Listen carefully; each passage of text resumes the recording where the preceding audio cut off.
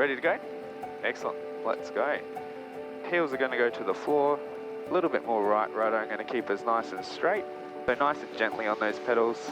There we go, keeping us nice and straight. 55 knots, going to rotate nice and gently.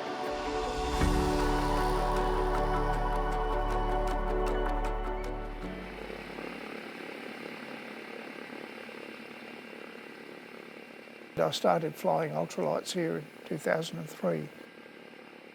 It's different aircraft for different things. It's like saying what's your favourite motorcycle? Well, it depends on whether you want to go mucking around in the bush or riding around a racetrack or touring. And it's the same with aircraft really. So I like the open cockpit, slow, ultralight style aircraft because they're very much fun to fly. And it's real seat of the pants sort of stuff. You're out in the breeze. It's like sitting on a witch's broomstick. I've been instructing for 60 years. Yeah, 60 years. The Ultralight Club formed and they had a choice of a two-seat thruster or a two-seat drifter. And there were 12 votes in favour of the thruster and 1 vote in favour of the drifter. So the drifter won because I was the CFI and I said, I'm not going to fly in the thruster. The first ultralight I flew was the Scout, and that was in mid-77, and it came up in a box, and I assembled it on our backyard, and we did a full power test, all 4.5 horsepower.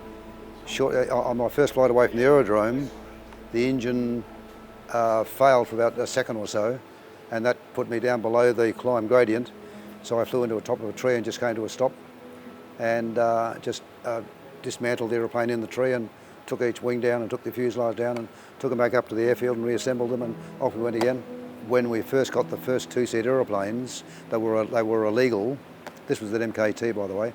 They were illegal because you're only allowed to have one person in the aeroplane. So we brought in a system of training which we modelled on normal flying training, but because the aeroplanes were illegal, we hid them in the bush down at the end of the cross runway with a bit of camouflage over them in case the civil aviation people ever turned up, which they didn't. We were driving home one day and I'm going to go and check this out. And there's a team of guys here that were speaking my language, having a beer and talking aeroplanes, and got involved from there. And the training aeroplane was a drifter at that stage. I flew them for hundreds of hours, and we just call them, well, to me, they're the motocross bike of the sky. We'd go out cruising around the floodplains out at Gunpoint, and we'd land on all the mud flats out there in the floodplains, or we'd do some long ventures and places where you wouldn't expect to be sitting on a plastic chair for many hours at altitudes you wouldn't expect to be. Well, the Scout was a major breakthrough in aviation because it was much cheaper than any other aeroplane, and it was obviously hugely simpler to maintain, and anybody could fly it because you didn't need a licence of any sort. So it did promise to be sort of the be-all and end-all of the masses taking to the air. I started getting into flying from my dad from a very young age. He brought me down here and we went on trips together and just started getting into it from him. I've started learning in the 182 and the drifter, and I've also just completed most of my exams for RAOs as well. Then flying with all the friends and family we have down here, so made a lot of friends throughout aviation as well. Okay, the landing competition is simply approach the airport and you cut the engine at a certain point back to idle, and then you're not allowed to put the power on again unless of course you need it to in an emergency. You don't crash and say, oh, I wasn't allowed to put the power on. But the idea then is to put the aircraft down as close to a mark on the runway as you can. So there's a lot of judgment involved in doing that, and I found that challenging and interesting. Flower bombing is really fun because you just have paper bags with flour in, and you fly the aircraft and tell the passenger when to release the flower bomb. And of course it comes down and hits the runway with a big puff of what looks like white smoke. And it'd probably be nowhere near the target, but it's fun anyway. And the other thing is streamer cutting, where you go up to a reasonable height, maybe a couple of thousand feet, and you throw out a toilet roll which unravels in the air as it comes down. So you've got this long toilet roll streamer slowly floating down, and the idea is you dive on it and try and cut it with your wing.